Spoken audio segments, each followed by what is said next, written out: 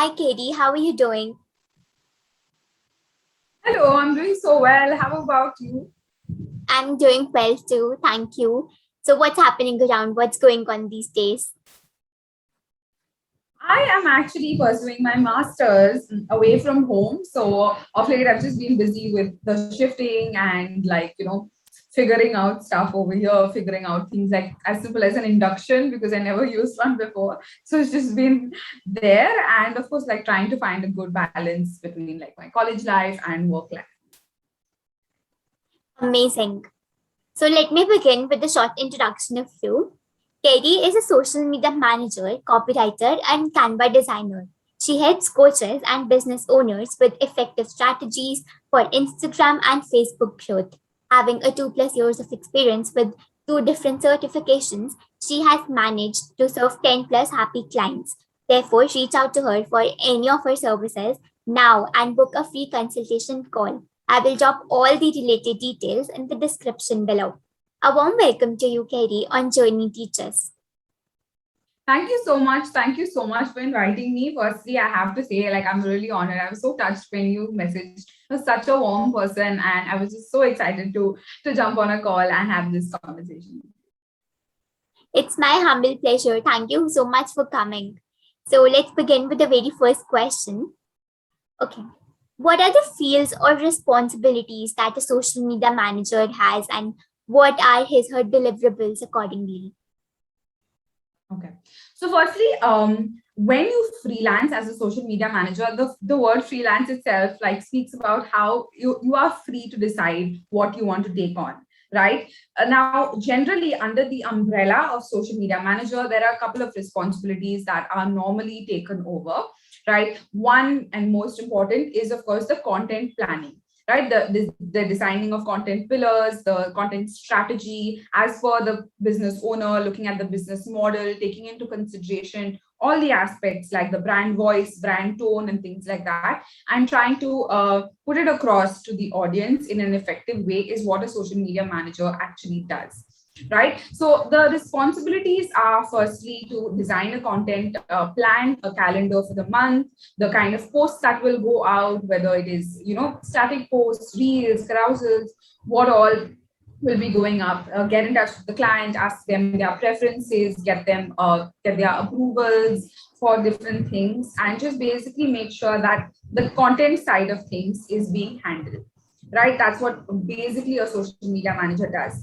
Besides that, of course, there are things like engagement that need to be taken care of. There is hashtag research, there is story strategy, because now the new in thing is to have good and effective stories which help you bring in sales and build more of a personal brand. So yes, in a nutshell, that's what a social media manager does. Absolutely. Okay. So when we say SMM, what is it exactly? Like people often get confused between a social media manager and a social media marketer. So what is exactly the difference and the scope, which has more scope in itself? So, social media manager and social media marketer, I know, are often like used interchangeably. People often like call themselves whatever they want, but actually, there's a little bit of a difference. All right. So, a social media manager is someone who just handles the content side of things, just to make sure that a personal brand is being built effectively, right? And with the taking into consideration what platforms the client prefers, you would go ahead with either Facebook, Instagram, LinkedIn, Twitter, all of the three, all of the four, or like maybe any few of them. But what a social media manager does is basically handle the content across all the platforms. But what a social media marketer does is, as the name suggests, it's more towards the marketing side of things, right? Like one, of course, content is taken care of because that's the core aspect of what a social media manager does. But besides that, a social media marketer would look at the sales as well. Normally a social media manager isn't given the responsibility of the number of sales that the coach or the business owner has in general, but a marketer would ensure that that happens either in the form of paid promotions, right? Like we all know, we can boost Instagram posts, right? So that's what a marketer would do. They would go ahead and like use paid forms of spreading the word to grow the business. And they would also look at sales and look at maybe the landing pages and other aspects of the business that are besides the basic social media. So that's what a social media marketer would normally do, although it is used interchangeably, and very often, like, people don't pay heed to what exactly is the difference. Exactly. There's a minor difference, but the difference is quite Yeah. noticeable and it has to be there. So when Right. It freelancers does matter to, sorry, yeah, I'm so sorry. yeah, go ahead.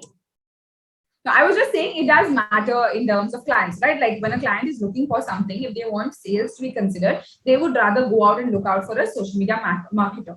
So I would just say that, if you are one of the two, like, decide, pick a side, and like state who you are and what you do. Like for me, a couple of months ago, I decided that social media manager would be my thing. But recently, I have been learning about sales, and I find it like really interesting. So very soon, I'm going to make that transition. But it's very important, I believe, to be able to clearly put across what you do and what your services are, so that it's easier. It facilitates the process of client acquisition.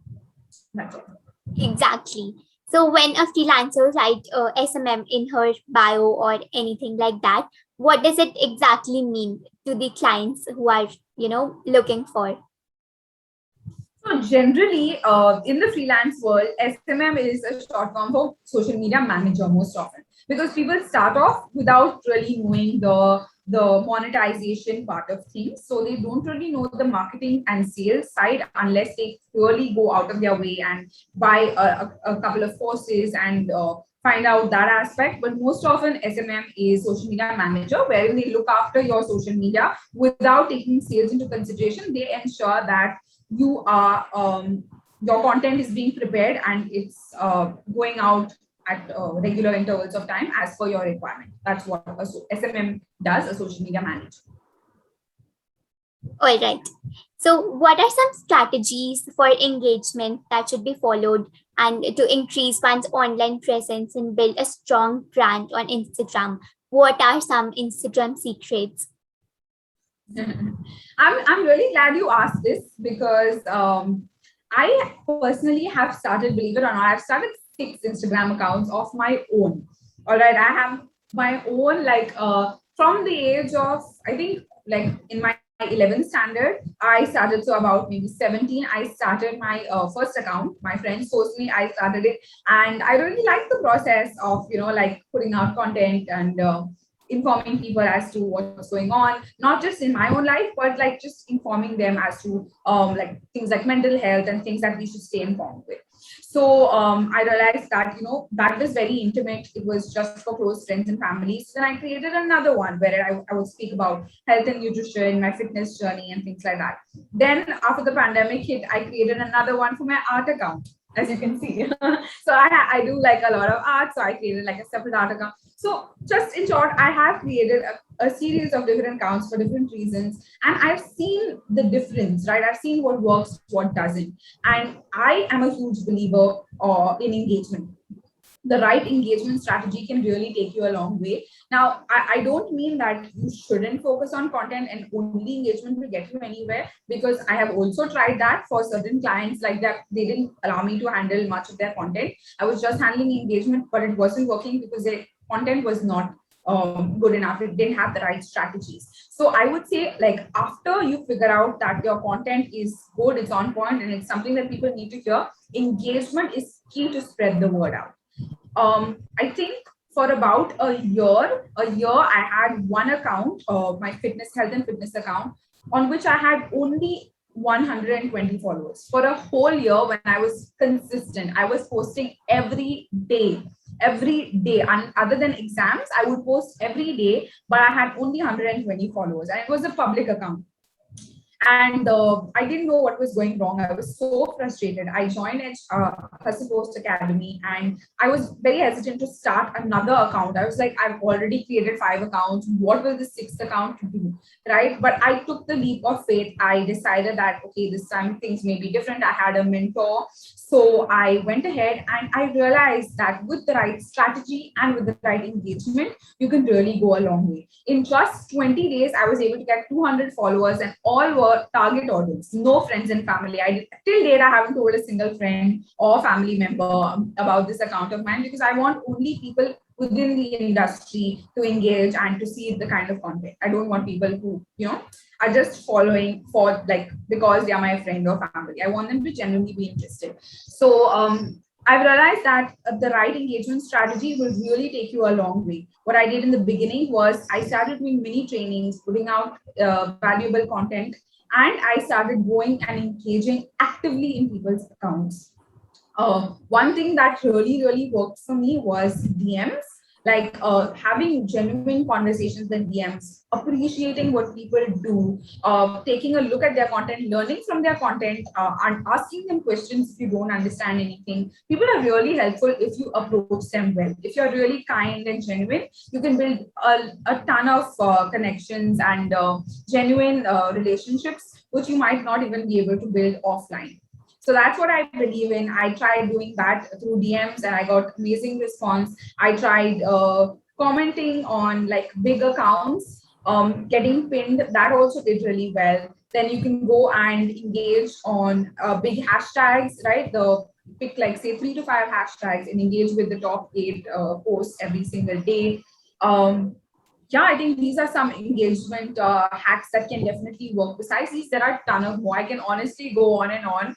For whoever's watching this, you can have a look at my Instagram. I have broken it down over there. But I believe that if you do go ahead with the right engagement strategy, you can really go a long way. If you don't have patience to check out my account, I would say at least do one, which is DM people actively, like make sure that you are DMing your target audience, the right kind of people. 2 is when you post, make sure that you're responding to every single comment, but don't do it right away. Like their comments, and when you post next, then you respond to the previous post's comments so that they get a notification from you and they're more likely to check out your recent post. So that's one thing that you can do. And another one, like I mentioned earlier, is just go to big accounts, put in valuable comments, get yourself pinned, and you will get crazy visibility, which will help you. Just these 3, if you follow for now, I'm sure that you'll see great results. These are some really amazing and cool strategies. Okay. So what are the appropriate strategies for Facebook and everything around it? So for Facebook, I have seen that lives do really well. People love listening to Facebook lives. I know that Instagram lives also are doing well nowadays, but Facebook lives have been a thing like from the very beginning. We know that Facebook lives have passed the test of time. And recently, I have this one client who didn't even have an Instagram presence. Honestly, like when I started working with her, I was like, I thought we'd have to start from scratch and get clients from nothing. But I was surprised when she told me that her previous launch, she actually had a 60,000 pounds launch. So you can imagine how crazy of that amount that is. If 60,000 pounds with just 12 people, I think, yeah, it was a high ticket offer. 60,000 pounds, that was how much she was able to generate in revenue only and only through Facebook. She had a terrible Instagram presence. She had no leads from Instagram at all, but Facebook did the trick. So what she did was she created her own Facebook group, her intimate group, wherein she would share different things of her life story, how she overcame her divorce, and just things in general in her life. And people would connect with that. People would genuinely be interested in building that relationship with her, and that was how she was able to convert her leads only and only through her Facebook group. So I do believe in the power of Facebook groups. I have a lot of friends who have got clients there as well. And I think Facebook groups and Facebook lives are 2 of my favorite features on Facebook. Besides that, of course, engagement, just like we spoke about Instagram, you have to do engagement on Facebook as well, and on LinkedIn, Twitter. No matter what platform you talk about, engagement is something that is common for all and will really take you a long way in terms of growth. That's so true. And do you think the same kind of content can go on every platform, maybe Instagram or Facebook? So I personally don't think so, because I think that, see, it's simple psychology in my opinion, right? We open our phones and we know what we want. When we know what we want, we go to that particular apt to watch that, right? To consume that kind of content, right? Like when we know we're in the mood to watch a long form content, we go to YouTube. Yes, if we know that we're in the mood for like shorter, more fun things, we go to maybe earlier it was TikTok, now it's Instagram Reels, right? And when we go to like put in maybe a short comment or just read something in the news that very short, we go to Twitter. When we want to have like a professional conversation or maybe interact with professionals, we go to LinkedIn. So we have certain agenda in mind before we choose a platform to open, right? So it's very important to take that psychology into consideration and create content accordingly. It's important to get into the minds of your ideal audience and look at what they would prefer when they get onto that platform. So in my opinion, Instagram and Facebook, it's fine maybe to repurpose content, right? Like both are a little bit similar. You can repurpose text based like infographics and videos like IGTVs and things like that. But when it comes to the tone and everything, I think that differs from platform to platform. I firmly believe that, especially with LinkedIn and Twitter, you have to create different kind of content over there because it's not the same as Instagram. Instagram is and Facebook are more casual. Even if you're talking to professionals, you talk to them in a very casual way, in a very like personal tone, relatable tone. But on LinkedIn, it's more professional. It's more like, speak to the point. You just come on there, you give some value maybe, or you ask some professional questions, ask for help in a very something to do with work all the time. But on Instagram and Facebook, you can share a lot about your life as well, and that is accepted and that is perfectly normal there. So I definitely do, to answer your question, I don't think that it's wise to create the same kind of content across all platforms. Of course, for startups and companies with a lower budget, they tend to go ahead for that. Like I have a lot of clients who want the same content because they can't afford to pay me to create so many different kinds of content right now. But in the long run, they do know that they understand that it is important to see the psychology and create content accordingly. Absolutely agreed.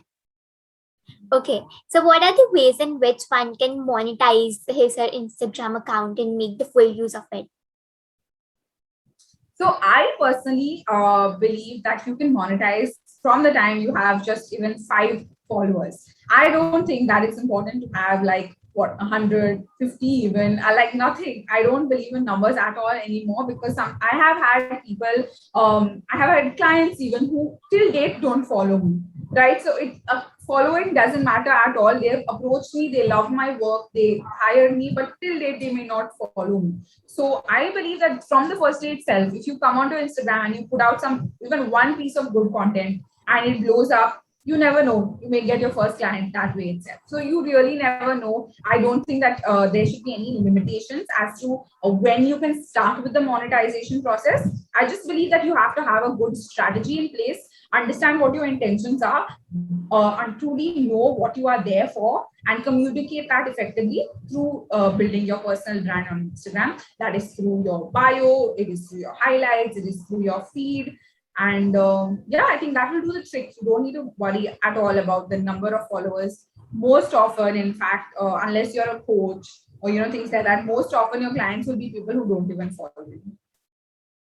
Yeah, true. So what do you think about these story engagements and coming up and gaining popularity of Reels these days?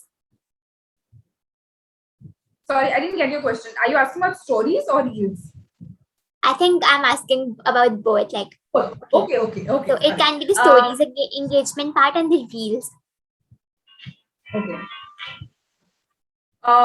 So when it comes to stories, I believe that it's not really important to have a good strategy as much as it's important in the field like we were speaking about, but it's important to show up frequently and really show your true authentic self, like show the people why you're there, show them that you genuinely care about providing value to them, and show them bits and parts of your life that you are comfortable with, right? Like I personally believe that there are 2 categories. Okay, there is one kind of content that you enjoy creating, one kind of content that people enjoy hearing from you, and it's important to not stick to any one. It's important to merge the two, right? Like you can't create only content that you enjoy, nobody will be listening, right? At the same time, you can't create only that what people enjoy. You will eventually burn out. So you need to find that middle place, like you need to find that middle ground and be able to stay there and find that big space that you can really thrive in and you enjoy as well as your audience enjoys. So I think that is a lot easier to achieve on stories, right? Because stories is my favorite. Honestly, I have gone weeks even without posting on my feed, but my stories are something that I'm very consistent with, and that's how I've built my brand so far. I know that I don't have a crazy big following or anything, but I strongly believe that even the few that I have are quality only because of my stories. Because I think for stories you need to be open to showing parts of your life. You need not show every area. You need not even show your family members if you're not comfortable with, but show things that you're doing and show what you're learning through it. Right, like today morning, I was taking a walk to go to church in the early morning, and I was reflecting on something, and I just took out my phone and I shared it in the form of a story. I just shared my learnings as to simple things. The other day, I saw a creator who went to a college canteen and she thought of something like amazing in the form of sales that she learned through the canteen. Right. So sometimes we just look at things, we look at billboards and ideas pop up, which is important to share. Don't keep it to yourself. Like share it in the form of stories, and don't be afraid of not coming off as perfect. You do not need to be even close to perfect. People love authentic. People love to see behind the scenes, see what you're really doing, the struggles that you're facing, how you're overcoming those struggles, and how they can do the same, which can be communicated effectively through stories. Another thing that's important to keep in mind is to have engaging stickers like polls. You can have question stickers. You can have any of those features of Instagram, because automatically Instagram firstly pushes it to more people, and then more people respond, more people are engaging with it, which in turn again helps the algorithm push it to more people. So that's why stickers are very, very important. And also you can, like, in the conversations that you're having in the DMs, look at what kind of questions people are asking, look at what their concerns are at your ideal audience, and then address that in stories. Just come up and speak. People love to listen, more people than you think. Even if they don't respond, trust me, it's crazy the amount of people that actually pay attention to what you're sharing on your stories. And we all, I feel, underestimate the power of one story. So yeah, I really hope that answers your question as to the story part of it. When it comes to reels, I think you should just go crazy. I honestly, I believe in strategy. I believe in having content pillars. But when it comes to reels, I really think that the most important thing is to enjoy yourself. Because if you're not enjoying yourself and if it blows up, how much ever the algorithm is trying to help you, like, people will see through it, right? They will see through the fact that you are shying away, the fact that you are not confident, you look like you've just been forced there, which is not great. People love to see when you're enjoying yourself, you're authentic, and you're just having a good time, and showing them that you really enjoy what you do, right? That you love every part of it. Even if it's not something that you enjoy, I think that sometimes fake it till you make it really works in reels. You need to get comfortable with showing up on screen and just doing your thing, and eventually you will get the hang of it, and your reels will blow up, as they say, and go viral if you just stick to enjoying it. I'm sorry if you were expecting anything to do with strategy, but personally for me, I don't have any strategies. I just believe in enjoying it. The rest of my content does the trick, right? The rest of my content, the carousels, the static posts, they have a good strategy in place. But my reels are always I believe in having fun. I'm really liking it, like how you are so open here and you are sharing so much valuable stuff. Okay. So what are the steps one should follow from the very beginning and till the ending of one's client journey? Okay, so client acquisition is again a very, very commonly asked question, because I mean it is but natural to get nervous when you are dealing with someone new, right? When it's a stranger and you're just straight up asking them for money, we all tend to get nervous as to how to go about the process, how to seem professional. But personally, what I've always done is just keep it casual, keep it friendly, but at the same time professional. I know that that's a fine line it's a really fine line. You need to be able to maintain that balance. But I do believe that if you are the right kind of casual and fun and just like, let them in and let them be your friend, that the whole process goes very smoothly. So how I go about with my process is, first, of course, I have like client attraction magnets, which are my content. It is cold emailing, it is cold DMing, it is engaging in Facebook groups, it is my podcast, which I'm eventually going to start, and things like that. So these are client attraction magnets. You need to have them in place. If you're a social media manager, marketer, any kind of freelancer, in fact, you need to have like certain client attraction magnets that are constantly um, that you're constantly involving yourself in, right? Like no matter what it is, pick your thing, pick what works for you, but make sure that you're consistent with it. After that, of course, you have inquiries, you have people who want to know more about your services, which some people like to go ahead and discuss in the DMs itself. But personally, I'm not a huge believer in that. I like to get people on calls. So I believe in consultation. The initial calls wherein, like, you just get on a call and see what the client is really looking for, understand their brand voice, understand their brand tone. And even before that, this is just a pro tip for anyone who likes to put in extra effort. This will really get you good results, is to float a Google form. Have like a form in place where you ask them what their expectations from you are and what their current budget is, because a lot of people shy away from asking their budget on call. So it's always better to just have a form before your discovery call itself, right? Like just ask them their budget. If it's too low, just don't go on the call. You're wasting your own time. You need to value your own time as well. So float a Google form, ask them for the basics like their expectations and the discovery, and their budget. If it suits you, then get on the discovery call. Right, when you get on a discovery call, you need to have a set of questions in place. Ask them what exactly, like further questions as to what their brand tone and voice is, like I mentioned earlier. Of course, you should do your research before you get on the call. Go into all their possible social media handles, maybe Instagram, Facebook, LinkedIn, wherever they are currently present, and also take a look at their websites and other things like that, so you can get better acquainted with the brand and understand as much as possible before the call, which also makes you more confident and will help you show them that you really know what they need and you are the right fit for the role that they are open to. So that's what I think, that you need to do your homework, get on the call, be free, be honest, joke a little, laugh a little, keep it casual, don't keep it too professional or formal. And then don't mention the prices. Make sure that you tell them that you've understood all their needs and that you will be sending a proposal.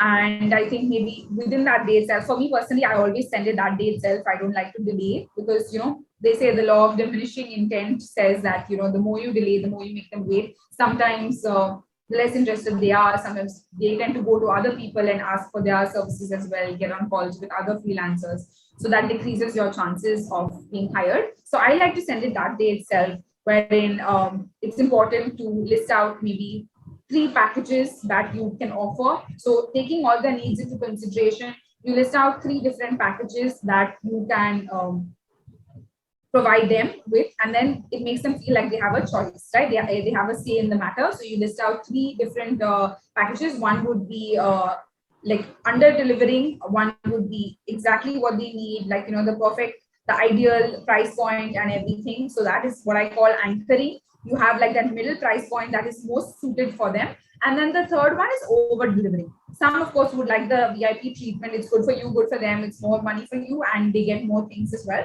So you always have a VIP option as well. So you have 3 packages, then they get to choose from that. Then, of course, you have the contract and all of the things that follow once they agree. I know I can't explain everything through the call, but I think that it's important to really look into it for whoever watching this. If you're a freelancer, I would definitely say go and do your research as to how to create effective, highly converting portfolios and contracts and all of those technicalities that you need to look into as a social media manager. But I really hope that I answered your question.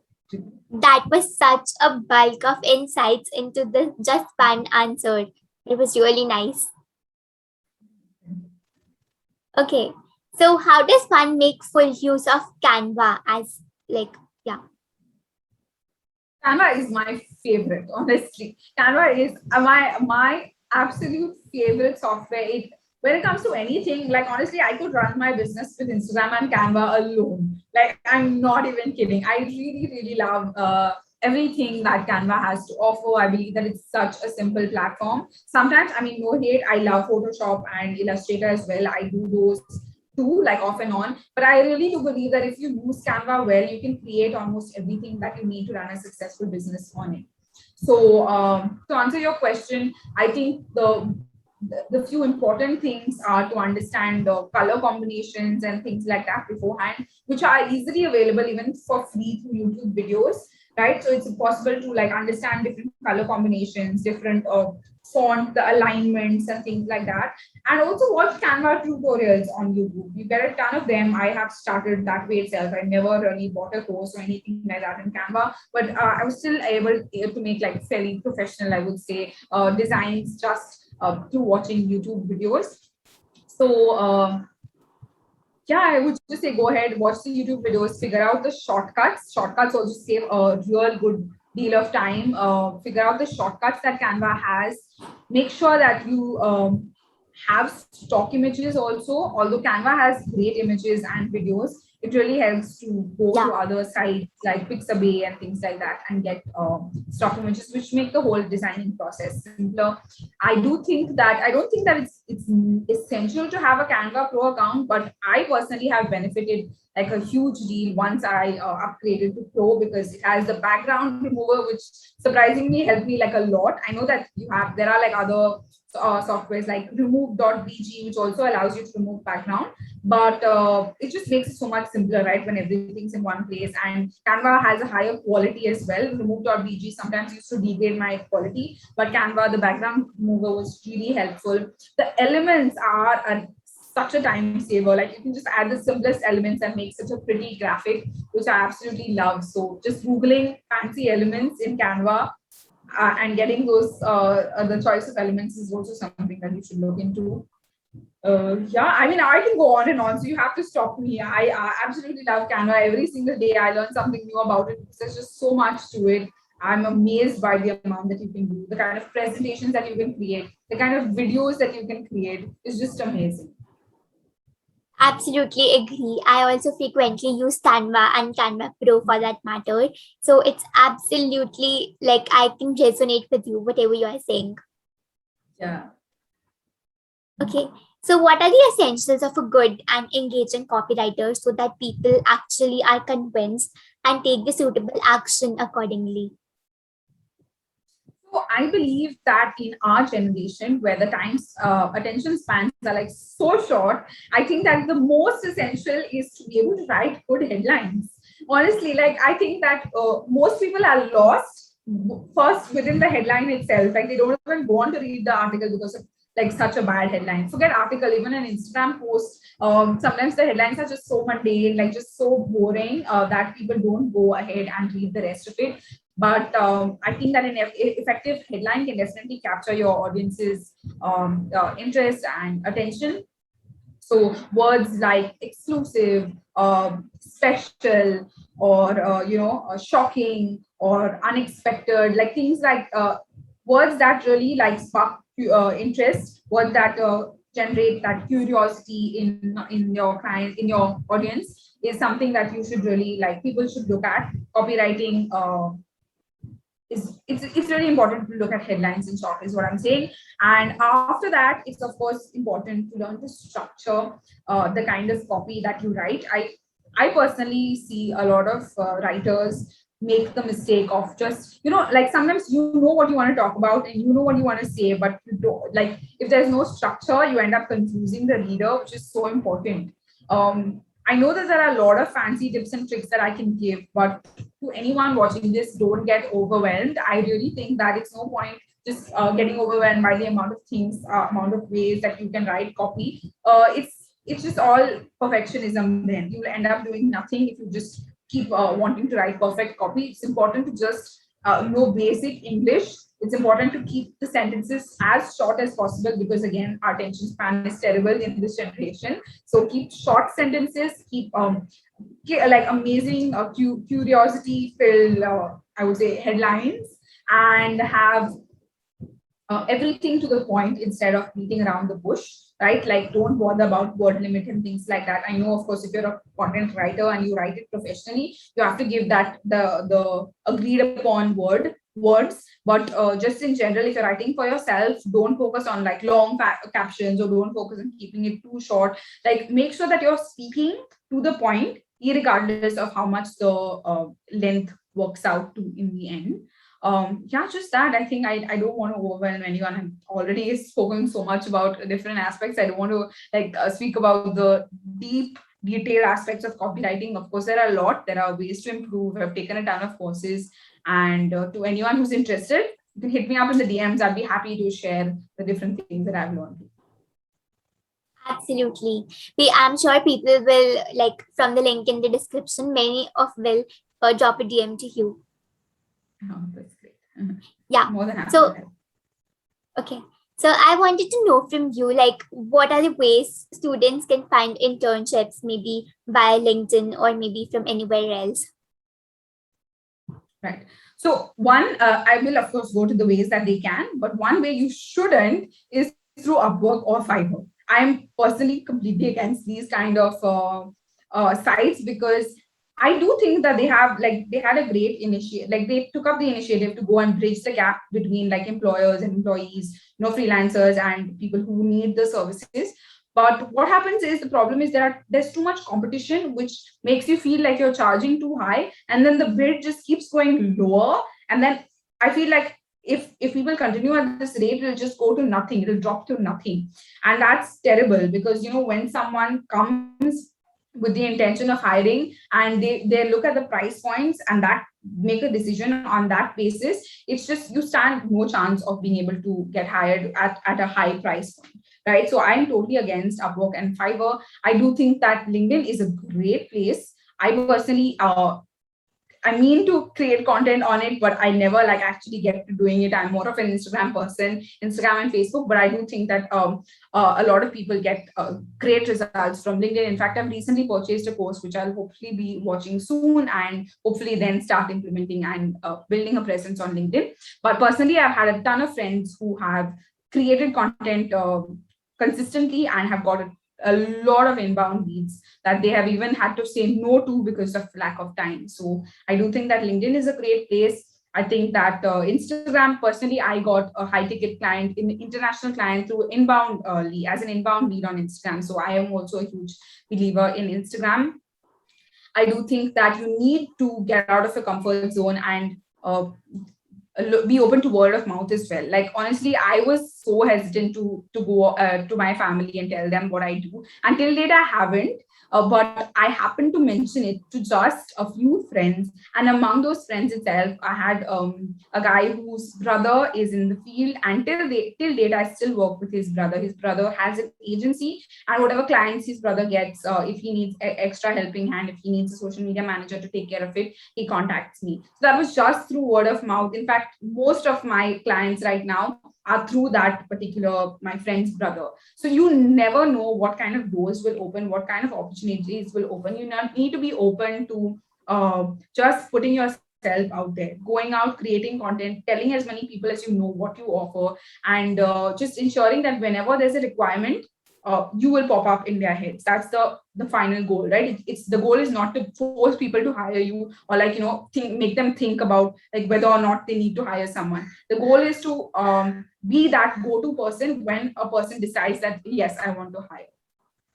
Another thing that I would say not to do is I know that this is controversial. I know I might get a lot of hate for saying this, but I don't believe in responding to requirements. When people like put up on Facebook, like, hiring so and so thing. Firstly, I believe that mostly, like in my experience at least, and in all of the people that I've spoken to, these are low paying. They say paid opportunity, but in the end, it ends up being like 1,500 to 2,000 max, and they make you do like a ton of work that they don't even respect you for. So that is one. Secondly, even if they pay well, there's a lot of competition, right? There's a lot of competition, which ends up with them like reducing their price. If they initially even like said 2,000, like recently I had someone who was hiring for engagement specialist for $200. but because they got someone who agreed to do it at a much lower rate, and engagement is not something that you need like big brains for also, so then they went ahead and did it with that person who was less. So again, competition comes into play, which is ridiculous. It's like, it's not something I like at all. I don't believe in competition. I believe in community. I believe that we all can grow together. There are enough clients for all of us, and you should never feel like you have to compete with someone else and reduce your prices to be able to beat that and, grab their clients. No, not at all. Just believe that the right kind of clients will come to you, the people who really align with what you believe in, what you stand for, and you will automatically, through the law of attraction, attract those kind of people into your life, whether it is through word of mouth, through Instagram, through Facebook, or anything as simple as maybe a tweet. Even you never know what could get you your next client. Absolutely. These are some amazing ways through which freelancers could get their first client as well. Okay. So you want to talk more about your services and how do you do all of that? So I personally, I have transitioned. I had started off with just like creating posts, just like, one post at a time. I would create, maybe work by the hour. Initially, I made the mistake of working by the hour, which is something I wouldn't advise anyone to do, because initially it takes you a lot of time to do like maybe one post even. But with time, you gain experience and you get speed. But if you charge by the hour, your clients are benefiting from you getting speed, right? Like if you can create 3 carousels in 1 hour, they are who are benefiting. When initially you could create only one, which shouldn't happen. So you should charge like per post, per graphic, or anything that you're creating. For engagement, you charge per hour, maybe per week or anything like that, but do not charge like, sorry, not per hour. I meant like per week or per month. But of course, for engagement, that's like one exception, because sometimes people prefer paying for engagement by the hour. But other than engagement, I think that anything else that involves like content calendar, content creation, content pillars, anything along those lines shouldn't be charged by the hour, because it all depends on the kind of transformation you're bringing and the kind of change and the value of what you have to offer is, not the time that you spend on it. So yeah, I am sorry, I forgot your question. I always do this. I just keep like, what was your question? It was more about you and your services. Okay, yes. So I personally, so yeah, like I was saying, I started with like working by the hour, and now what I offer is only to high paying clients. I offer content strategy, content calendar, and about 15 to 20 posts per month. That's what I offer now to any kind of clients looking out for services. And I also recently have worked with a client in terms of the marketing side of it. Like I said, I'm planning on transitioning to a social media marketer. So I did work with a client on promotions, promoting the Instagram content, and even Facebook ads and things like that. Although it's not something that I have like started full-fledged, but I do intend transitioning to sales funnel and Facebook ad specialist very soon. But as of now, to answer your question, I offer social media marketing, social media management and marketing services, wherein I help people with their Instagram and Facebook mainly. If required, LinkedIn and Twitter as well. I do that for few clients, but I prefer like Instagram and Facebook. Those are my specialities. I design content calendars and everything, and I mainly help people with their stories, because personally I've seen so many results, and I would love for my clients to see those as well. That's great. That's awesome. And how do you deal with the clients who like expect you to, in terms of they come from for freelancing, but they more often expect you to do the part-time job or a type of fixed timings and having a full-time proper job? Yeah, so honestly, like I have one, and believe it or not, it's a life coach. Okay, and you would think that a life coach wouldn't do something like that. They would have boundaries in place and things like that. But since it's an international client, they have a lot of demands. Like she has a very, very high demands, and she wants me to work like at her timings, because she's a mother of 4, and she personally needs a lot of things to be done as for her timing. Of course, I absolutely love working with her, because her values and her like everything that she stands for is great. I resonate with it, and I love writing for her because I feel like I understand her voice. So I'm definitely not considering letting go of her. I love working with her, but I do think that it's my fault because I don't set good enough boundaries. I need to like make sure that I have my timings in place and I work as per Indian timings, right? Because as much as we love working with international clients, what happens is because of the time difference, it's very late for us in the night when it is midday for them. And they think that it's perfectly normal for us to work because it's their work hours. But we need to help them understand in a very polite way, of course, that our hours are from so and so to so and so, and we work within that time. We would be most happy to do any kind of work that's required, even when they are sleeping and that we are awake, but we work as per our Indian hours, right? So I think that it's important to have those boundaries, which I'm not like at all like saying that I'm an expert at, because like I shared just now, I myself struggle with the same. But since you asked, I thought that it would be good to share my story, because I don't believe that any of us are perfect. I do think that we know what the right thing is to be done. So I would love to like share what the right way to go about is, but I am not perfect in any way, and it's not like I have it all figured out and I'm doing everything myself. That's absolutely so true. It is very important to set boundaries and to avoid Yeah. overworking for yourself. Yes. Yeah. I love that question because it's like so sad how people are like ill-treated and Yes. make to like overwork and have like so many demands. Personally, it's not something I've gone through other than this client. And this client also is not like someone who completely like pressurizes me all the time. It's just she's a little more demanding than my other clients, which is why I struggle with like dealing with it, but I love her and I'm definitely going to work on setting boundaries myself and doing that. But I would say that to anyone watching this, if you're struggling with it and if you see too many red flags, just let go. I mean, there are amazing clients out there and you do not have to settle for anyone that pressurizes you and makes you feel like you're working another 9 to 5, which is something that we ran away from in the first place, to be able to be free freelancers, right? That's so true. One will be able to find his or ideal client very soon, and till the time, let go of anything which does not resonate with you. Yeah. Yes. Okay. So I'm done with all the questions, and this was such an insightful session. We learned a lot, and I really thank you so much for coming on this channel.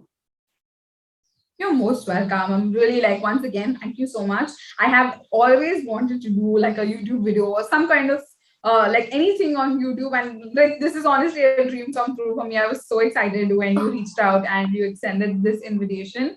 I just hope that I'm able through this to help anyone possible, because I know what it is like to start off without any money and just being able to go through free resources. So since this is free on YouTube, I really hope that we were able to help people in any way that's possible. And I'm sure that you will continue to do this because I've seen your channel and it's amazing. It's really honestly like it's commendable, the kind of content that you put out and the way that you're helping people for free on this platform, just so selflessly. I must commend you for that.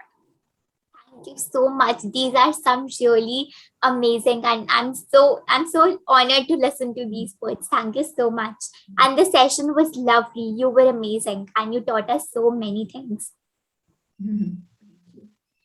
Okay, how did you find me as a host? How did you find this interview? I think it was great. I mean, I honestly am impressed. When I first went to your account, I didn't know what to expect, but I saw that the kind of videos that you put out are so helpful. Like, they really help people do so, like take action after watching it. So I think that as a host, you are someone who listens very carefully to the other person's point of view, listen to what they're saying, and in the end, you provide like valuable comments on it. It's like some hosts, they don't really pay attention when the person's speaking. They're already in their head like planning the next question, and then they'll just say, oh, that was nice, and then they'll move to the next thing, which I didn't find in you at all. Like I could genuinely make out that you were genuinely interested in the interview and you're like involved in the whole process, which is something I really love. Yeah, I actually love to provide the chunks of whatever the speaker is sharing at the end of the answer. So this is what I mostly prefer to do. That's amazing. That's the perfect, like one really important quality that an interviewer should have, and you have it. So kudos. Thank you so much.